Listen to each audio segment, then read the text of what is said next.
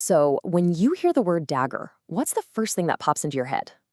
Probably a weapon, right? And yeah, you're not wrong. But that is just one tiny piece of a much bigger story. Because this simple object is also, a masterpiece of design, a piece of cutting edge technology, and a work of art that tells us so much about the people who made it. And that quote, it just nails it, doesn't it? The dagger is this universal idea, but the way it looks and what it means is incredibly different everywhere you go. Think about it. Every civilization, from ancient Egypt to Renaissance Italy, needed this exact kind of tool. And how they designed it, well, it tells you everything about who they were, what they cared about, and even what they were afraid of.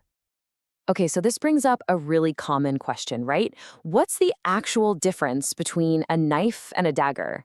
They can look pretty similar, but their whole reason for being is fundamentally different. And it really all comes down to one thing: the point. See? It's all about the thrust. A knife is mostly for slicing, for cutting. But a dagger, with that super sharp point and usually a double-edged blade, is laser focused on one job: piercing. It's a weapon built from the ground up to deliver a ton of force in a straight line with deadly efficiency. And that function brings us to one of the dagger's most crucial jobs on the battlefield. I mean, in an age of heavy armor, a big slashing sword might be totally useless. You didn't need a blade to cut, you needed a key to get through the lock. Exactly. Just look at the medieval rondel dagger. This thing was not designed for elegant fencing. It was basically a sharpened steel spike with a handle, built for one pretty grim and super efficient purpose: to be jammed into the weak points of an enemy's armor. You know, the armpit, the visor slit, any little gap it could find. And you can see this specialization in action when you compare two really famous types. The Italian stiletto was this needle-thin blade, perfect for concealing, a tool for back-alley intrigue. But the misericordiae, that was a knight's weapon. Its name literally means pity or mercy, because it was used to give a final, merciful end to a mortally wounded knight. Same basic idea, totally different worlds. Okay, so they were deadly tools of war for sure, but that's not the whole picture. Far from it.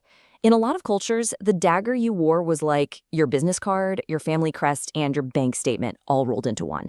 It was meant to be seen. Just look at these three incredible examples. In Yemen, the curved jumbia, especially one with a rare rhino horn hilt, is a massive symbol of a man's honor and his place in society. In Oman, the khanjar is so important it's literally on their national flag. And the Indonesian kris, with that wavy mystical blade, that's not just a weapon, it's a spiritual heirloom, sometimes believed to hold the spirits of ancestors.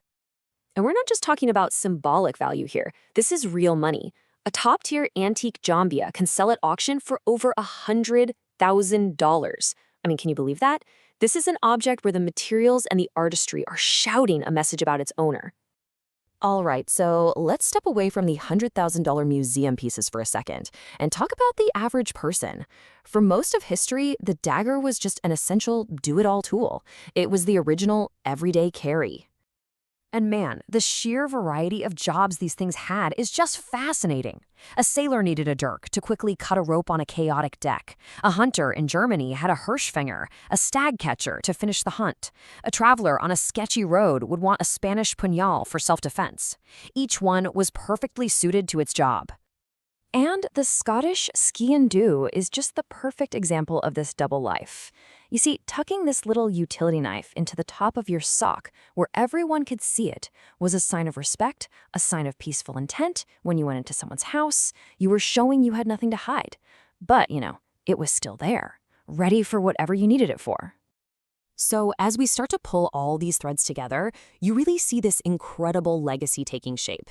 The dagger's story starts at the very dawn of humanity, with sharpened rocks, and stretches all the way to the present day, changing and adapting right alongside us. This timeline really lays it all out, doesn't it? You go from these early Bronze Age daggers, which were a massive technological leap over flint, then fast forward to the Middle Ages and this super specialized rondel for beating armor. Then you get to the Renaissance, where the Quillian dagger becomes the sophisticated partner to the rapier in a duel, all the way to modern warfare and the lean, mean Fairbairn-Sykes fighting knife, which became the icon of special forces. The form always follows the function. So what's the bottom line here? What's the big idea? It's that the dagger has stuck around for thousands of years because it lives at this amazing crossroads. It's a weapon, a tool, and a piece of art all at the same time. It's this one object that perfectly blends grim practical need with our incredible human creativity. And that really leaves us with one last thing to think about. For centuries, a dagger could tell someone pretty much everything they needed to know about you: your job, your social status, your culture. It was this potent mix of who you are and what you do. So I'll leave you with this question. In our world today, what object, what single thing that you own, tells that kind of rich story about you?